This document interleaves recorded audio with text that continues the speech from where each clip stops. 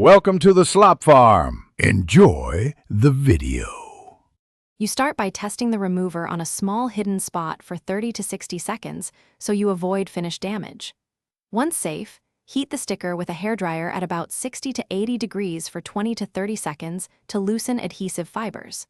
Put on gloves, set a towel under the work area, and keep a plastic scraper and microfiber cloth ready.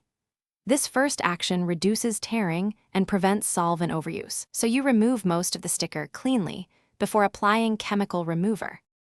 You apply the remover sparingly, only a thin layer, then wait the manufacturer suggested 1 to 2 minutes so the solvent breaks down the adhesive.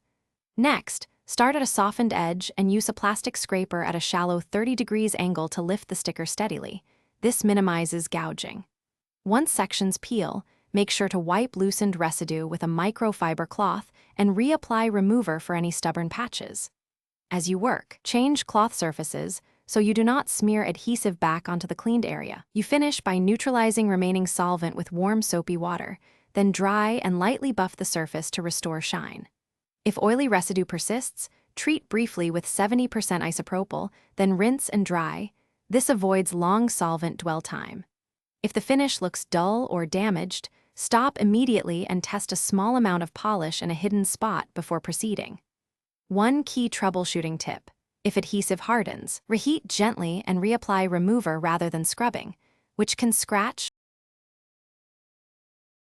Thanks for watching. Consider subscribing if we helped you today.